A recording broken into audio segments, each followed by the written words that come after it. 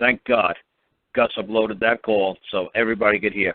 I told that woman in no certain terms, I told her, you get your ungodly ass down to a church and you get that baby baptized. And while you're getting that baby baptized, you ask for the church for help.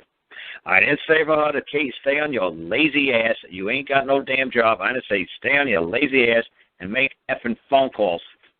I didn't say to do that. I told my sister, go knock on a church door and ask for help. I didn't say call them up and ask for help. Go down there, baptize your kid. They'll see that you're one of them, and then they'll be part of you. You just make a cold call from a phone. They don't know who the hell you people are. They don't care who you are. It's none of their damn business. I'm telling you, if you're part of the Jewish community, I told her if you're part of Jehovah's Witnesses, I told her if you're part of the Mormons, I told her if you're part of the Amish, they'll open the doors and let you in. But I wouldn't expect an Amish or a Mennonite or a Jew to let me in their door. I wouldn't expect it, and I wouldn't they'd be beyond me to ask. Because what am I ever going to do to return the favor? I told her to take her ungodly ass down to that Catholic church. I said, how old is this kid? I don't know how old she said, 3 weeks, 6 months. I don't know how old the kid was. I said to called to my sister. I said, hey, Karen, how long does it take before a Catholic, baptizes their kid? How many days goes by? She said, usually about 10. I said, lady, has it been more than 10? Well, yeah, the kid's quite, much older than 10 days. I said, then why has your ungodly ass not been to a Catholic church? I said, don't you understand? This is what they're doing to you, the centralized governments. They're keeping you people away from your way out, your loophole. Find a community organization like a church. Find something away from the secular community. That's the only reason why people like me even like George Bush Jr.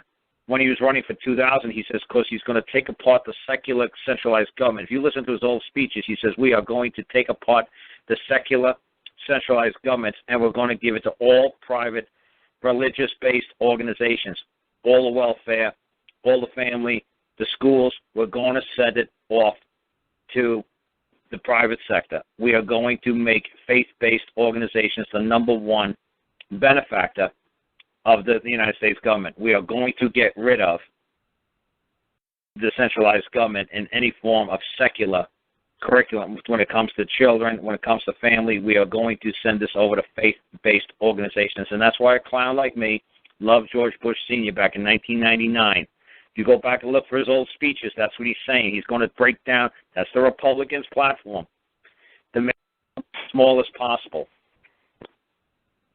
That's their agenda. They say all the time, let's make the government as tiny as possible.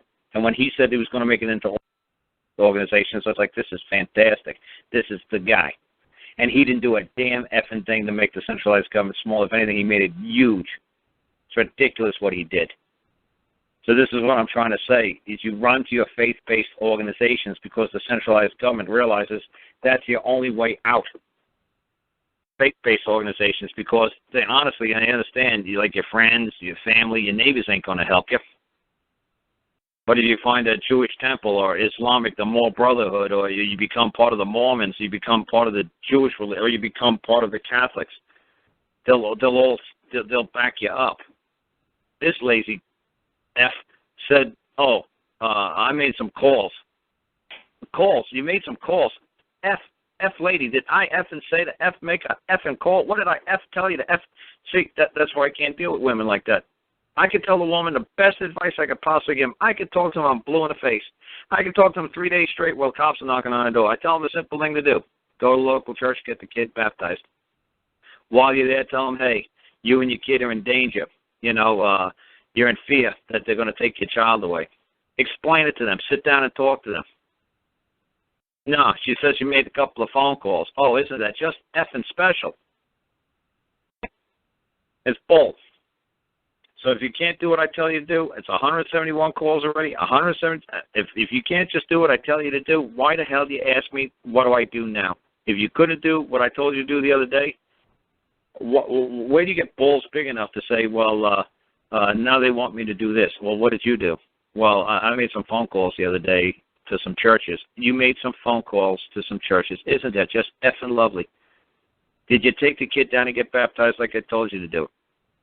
If you were Amish, I'd say, hey, go find some Amish community there, and go tell them that ask them to welcome you back to the community. That you strayed, you lost your ways, and now you want your way back in. I'm sure they'd assist you. Making a phone call. Oh, yeah, I can imagine. I'm going to call up some Amish community and say, hey, yeah, is Brother Zeb there? Yeah. I need a place to crash for a while. What do you say, Brother Zeb? They're like, who are you? I'm some guy, and I need some help. It's like, I don't know how to tell you, brother, whoever the hell you are, but, there's nothing I can do for you.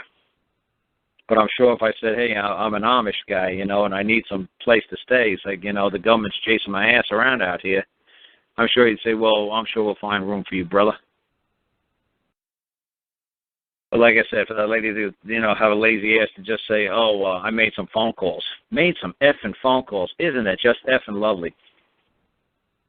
Did I say to make some effing phone calls? Did I say, you know what, ma'am, you need to do? Just grab a phone book and start making some phone calls. That's insane. So like I said, why bother giving advice if everybody's just going to do whatever the F they want anyway? Why bother say, hey, you know what? Just go into court and just say, who's the man or woman who's going to come forth and claim I owe the debt? Put it in a form of writing, sign it, and order me to pay, and I'll be more than glad to compensate you. Just do it. What's all this ridiculous real party of an interest, fact bear witness? What? Where did I effing say that in any of these effing 170 shows?